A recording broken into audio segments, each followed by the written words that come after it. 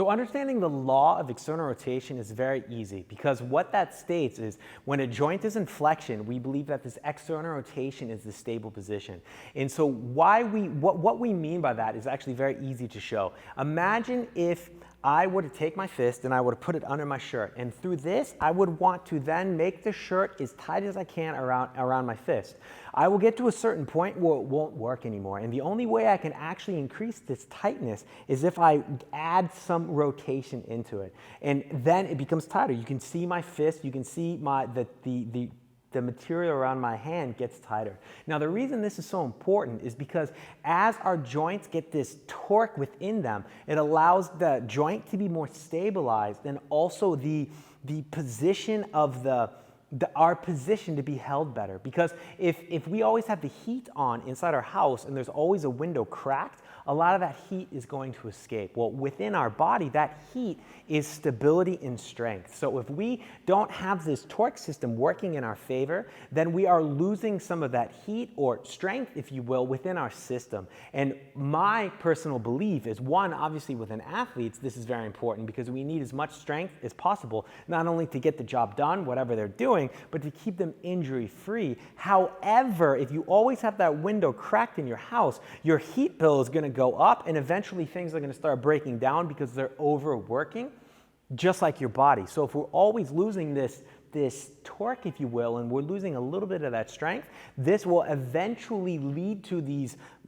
overuse injuries, which end up breaking down, like our shoulder or our knee or our hip, and the problems that end up coming as we get older and we just relate with age and then begin using medications and braces, when really it's just kind of a breakdown of the system because we're not understanding exactly how we should be using it. So the law of external rotation, as I said in the beginning, is when something is in flexion, we believe the external rotation, so turning it out, is the stable position.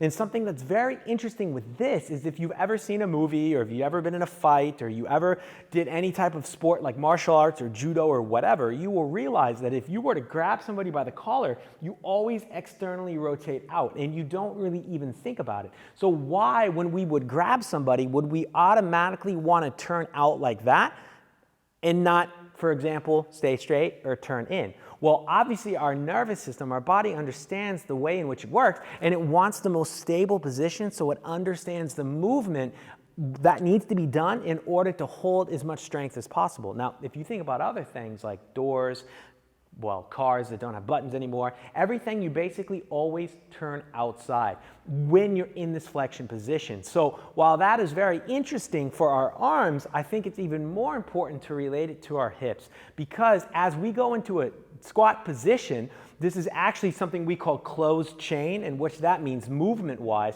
is that we are moving. We are not moving something open. So an open chain exercise would be my knee, for example, coming in the air because my foot is now no longer connected to the ground, where a closed chain would be like a squat where my feet stay to the ground, my body moves against the ground, but my hips are still going into flexion. So again, we would agree that this is flexion of the hip. However, when I squat down, it is actually the same thing. My hips continue to go into flexion. Well, if we believe that in flexion, a joint should externally rotate, that means as I go down, my hips are going into flexion. That means my hips, as they rotate, should pull my knees outside a little bit. Now, the interesting thing about this is if we kind of just apply a bit of common sense to it, and I have one leg, my body, and another leg, as my body wants to drop down, my knees have to get out of the way. So it would also make sense that as I drop down, now I didn't say my feet turn out, I said my knees naturally go out. So one of the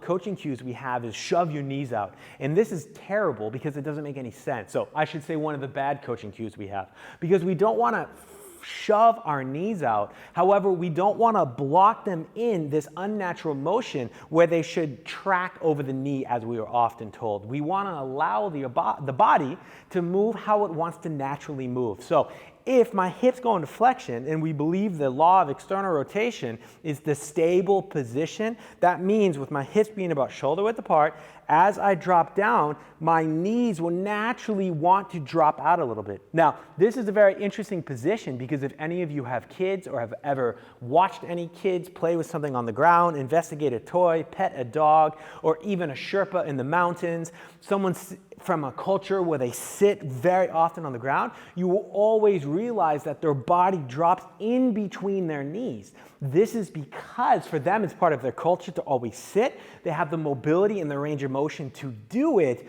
but it's also natural for that body, for the body, to want to follow this law of external rotation in flexion because that is the stable position.